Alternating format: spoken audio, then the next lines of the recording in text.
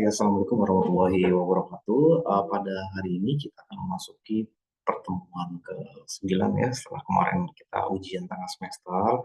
Maka hari ini kita akan memasuki mata kuliah tentang atau materinya tentang pentingnya bagaimana komunikasi kelompok ya. Nah, ini akan saya share tentang uh, aspek psikologi komunikasi kelompok ya.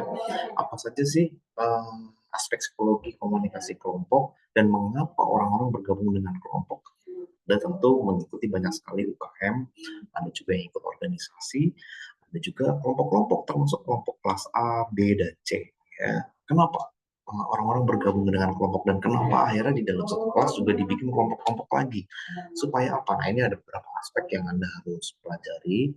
Tentu kita sebagai makhluk sosial itu makhluk yang tidak bisa hidup sendiri. Artinya kita selalu berkelompok. Jadi kalau misalnya ada kelompok-kelompok lain, oh ternyata di circle-nya berbeda dengan Anda, mereka berkelompok-kelompok, it's okay, no problem. Ya, biarkan saja.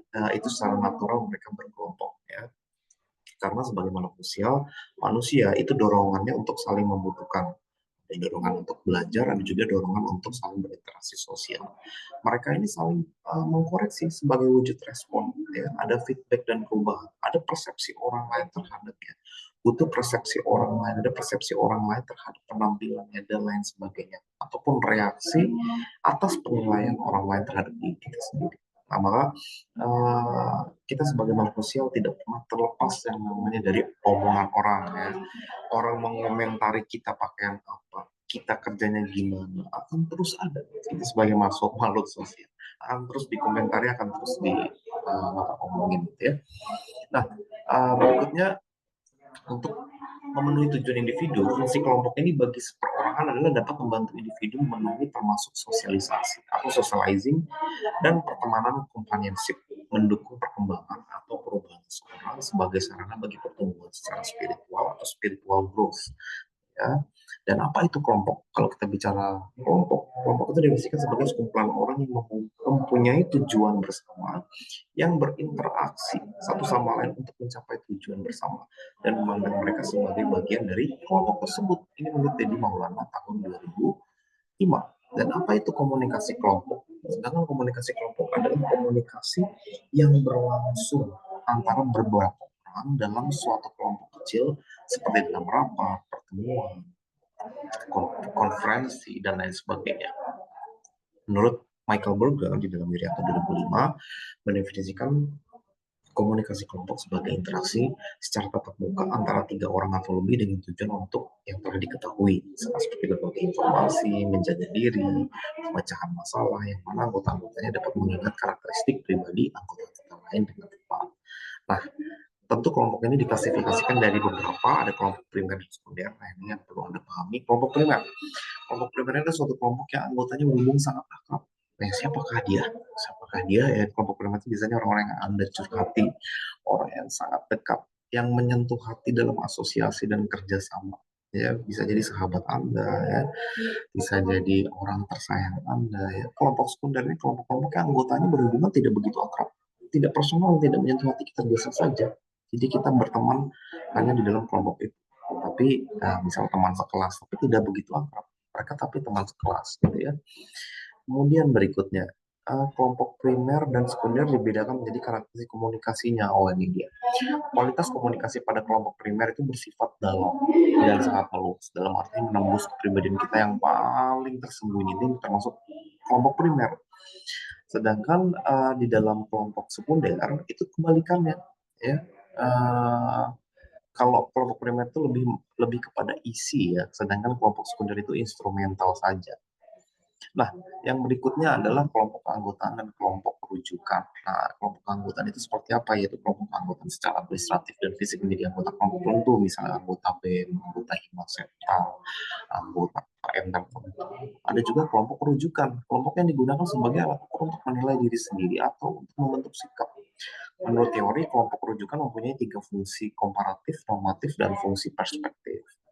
Nah, ini kelompok deskriptif, yang ketiga kelompok deskriptif dan kelompok preskriptif. Deskriptif itu nanti kelompok yang ditunjukkan klasifikasi kelompok dengan melihat proses pembentukannya secara alamiah berdasarkan tujuan, ukuran, dan pola komunikasi.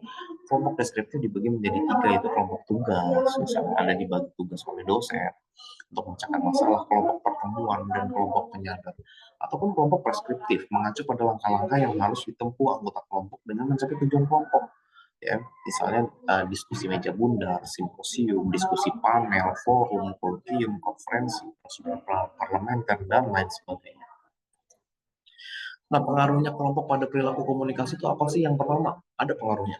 Adalah konformitas. Konformitas adalah perubahan perilaku atau kepercayaan menuju norma atau kelompok sebagai akibat tekanan kelompok yang real atau dibayangkan. Bila sejumlah orang dalam kelompok mengatakan atau melakukan sesuatu, ada kecenderungan para anggota untuk mengatakan dan melakukan juga hal yang sama. Maka ini konformitas. Dan yang kedua, faktor-faktor yang mempengaruhi konformitas apa? Itu ada faktor situasi, meliputi kejelasan situasinya, konteks situasinya, cara penyampaian penilaiannya, karakteristik sumber pengaruh, ukuran kelompok, dan juga tingkat kesepakatan kelompok. Dan ada juga faktor personal, tentu meliputi jenis kelamin, stabilitas emosional, otoritarianisme, kecerdasan, motivasi, dan juga harga diri. Ya. Nah, aspek-aspek yang mempengaruhi konformitas, terutama pada teman sebaya, tentunya salah satunya adalah kekompakan. Apakah kekompakan kekuatan ini dimiliki kelompok acuan menyebabkan remaja tertarik dan ingin tetap menjadi anggota kelompok karena mereka kompak, mereka solid. Eratnya hubungan remaja dengan kelompok acuan disebabkan perasaan suka antara anggota kelompok serta harapan memperoleh manfaat dari anggotanya. Yang kedua, kesepakatan. Ya, terdapat kelompok acuan yang sudah dibuat memiliki tekanan kuat sehingga remaja harus loyal dan menyesuaikan pendapatnya dengan pendapat kelompok. Tekanan kelompok membuat adanya kesepakatan dalam kelompok tersebut. Ya. Berikutnya, ketaatan, tekanan atau tuntutan kelompok. Acuan pada remaja membuatnya rela melakukan tindakan itu. Walaupun remaja tidak menginginkannya, bila ketaatannya tinggi, maka konformitasnya akan tinggi juga. Yang berikutnya adalah fasilitas sosial. Apa tuh fasilitas sosial? Adanya menunjukkan kelancaran atau peningkatan kualitas kerja karena ditonton kelompok. Kelompok mempengaruhi pekerjaan sehingga menjadi lebih mudah. Dan yang ketiga adalah polarisasi. Ini kecenderungan ke arah posisi yang ekstrim. Bila sebelum diskusi kelompok, para anggota mempunyai sikap agak mendukung tindakan tertentu. Setelah diskusi, mereka akan lebih kuat lagi mendukung tindakan itu. Sebaliknya, bila sebelum diskusi para anggota kelompok agak menentang tindakan tertentu, nah setelah diskusi mereka akan menentang lebih keras dari tindakan tersebut. Nah, ini terjadi polarisasi. Ya. Nah, berikutnya nih, komunikasi ini dapat dikatakan efektif apabila komunikasi itu dapat dimengerti. Maka indikasinya ada kesepahaman antara pengirim dan penerima, merangsang individu untuk melakukan tindakan yang diharapkan oleh pengirim pesan, membuat penerima berpikir dengan cara lain, dan yang terakhir adalah komunikasi merangsang kreativitas penerima. Ya, ada juga memberikan informasi yang praktis, memberikan fakta dan bukan sekedar pesan. Informasi yang disampaikan bersifat jelas dan padat, menyatakan tanggung jawab secara jelas dan dapat meyakinkan pihak lain. Nah, ini yang nggak mudah. Bagaimana Anda berkomunikasi dan dapat meyakinkan pihak orang lain bahwa orang lain oke, paham terhadap Anda. Nah, itu yang tidak mudah. Ya. Nah, ini faktor-faktor keefektifan kelompok ya. Ada faktor situasional, ada faktor personal tentu. Faktor situasional itu ada ukuran kelompok, jaringan komunikasi, kohesi kelompok, kepemimpinan. Sedangkan faktor personal itu ada kebutuhan interpersonal, ada tindak komunikasi, dan juga ada peranannya masing-masing individu. Yang ini juga Anda bisa pelajari faktor-faktor keefektifan kelompok di dalam karakteristik kelompoknya. Karena nanti Anda mau tidak mau di dalam dunia kerja ketika Anda nanti lulus dari perkuliahan ini, Anda akan masuk ke dalam sebuah organisasi. Siapapun orangnya, apapun pekerjaannya, Anda akan masuk ke dalam sistem dan Anda akan dilibatkan dalam sebuah organisasi. Dan mau tidak mau, Anda akan masuk ke dalam kelompok dan mungkin orang-orang kelompok tersebut orang-orang baru buat Anda. Nah, bagaimana Anda dapat menjalankan kelompok itu secara efektif dan bagaimana menjalankan komunikasi efektif. Nah, untuk itu saya meminta Anda untuk mempelajari tugas di rumah masing-masing ya tentang mempelajari faktor-faktor keefektifan kelompok dan pelajari dan berikan contohnya dari setiap masing-masing faktor tersebut. Silakan dipelajari dan dilekatkan dengan kaitan Anda pribadi. Apakah Anda sekarang mengikuti organisasi atau Anda pernah mengikuti organisasi ataupun Anda pernah mengikuti UKM dan lain sebagainya.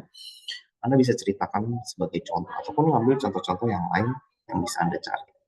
Sekian, terima kasih. Saya pikir cukup untuk perkuliahan pada hari ini. Sampai jumpa di pertemuan berikutnya, di pertemuan ke-10 tentang power dan komunikasi. Sampai jumpa lagi. Assalamualaikum warahmatullahi wabarakatuh.